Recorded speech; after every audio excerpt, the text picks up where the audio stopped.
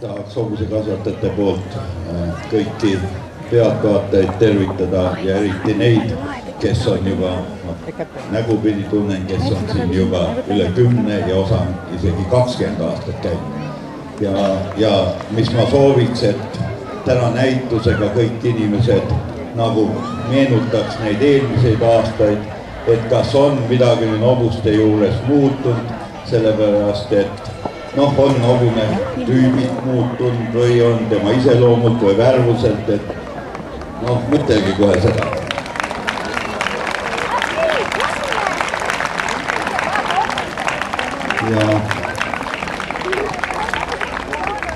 Ja eks hobusel ikka ilu mõjub palju rohkem, teistel on küll tähtis üks piimatoodang ja see, aga hobune kahjuks tema väärtus on mitme tunnuse järgi muidugi otsustatakse.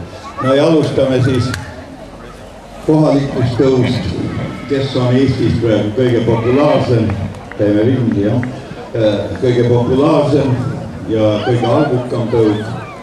See on Eesti tõug. Ma ei hakka tema elulugu rääkima, aga teie ees on nüüd üks parimat hobust, 2-aastane mära ja parim hobune, kes on veovõistlustel tänavasta võitnud. Nii, esimene hobune on meil Liini Tekk ehk kohalik aborigeense liini esindaja Euro 767 ja tema on juba 9 aastal sündinud 2002, isa Elkar 598, ema Andra 3562.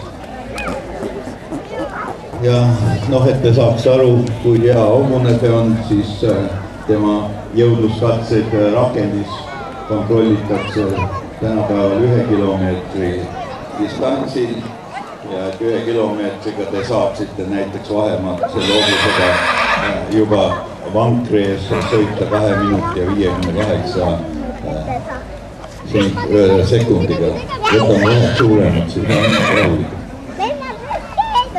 Selle hobuse kasvataja on Taimi Usin ja omanik on OÜ Radesmar, Taimi ja Ants Usina firma ja tema poegade firma. Nii et hobuse kasvatus käib ikka läbi põlvkondade tegelikult. Ainukene probleem oli, et miks me siin, nagu härra Saveligi ütles, et 3 hobusemeest on, siis on vaidlused. Vaidlus on sellepärast, et kahjuks nõukogude aeg hobuse kasvatajate põlvkonna kaotas ära. Ja uued arvamused on alati erinevad, aga küll nad pidi lähevad ühte. Nii, ja selle Eesti hobusel on väga hea, Euro on ka väga hea kaugusvedu, nii et 200 meetrit peab kelku väga vabalt. Teine mära, või nüüd on mära selle aasta 2011. aastal märadest reservvõitja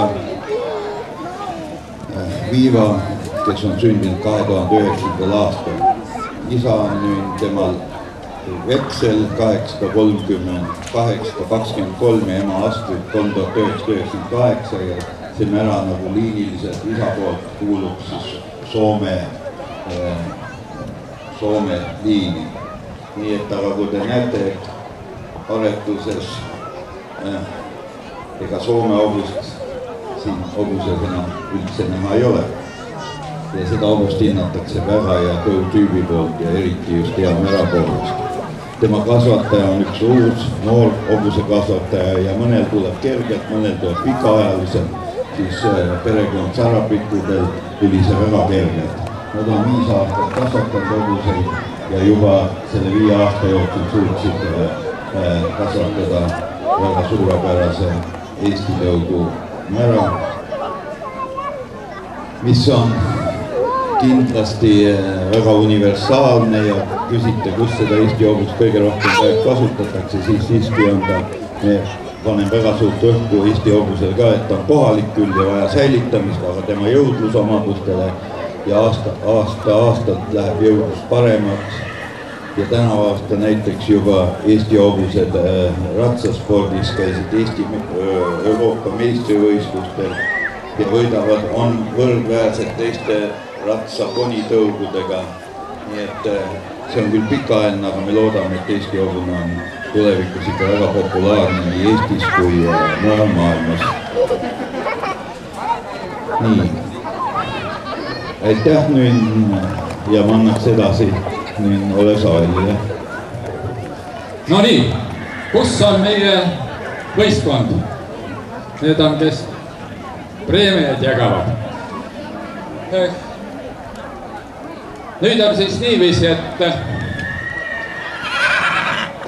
Eesti hobuse parimaks aretajaks 2011 tunnistati Taimi Usil.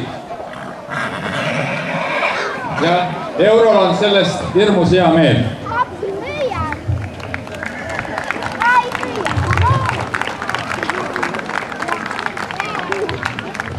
Meie oleme küllalt tuttavad ja tema on torilane 30 aastat. No, osa aega küll tori lähedal randiväljal. Aga minu küsimus on, miks tori hobuse kasvatusel ei lähe nii hästi, kui oleks vaja?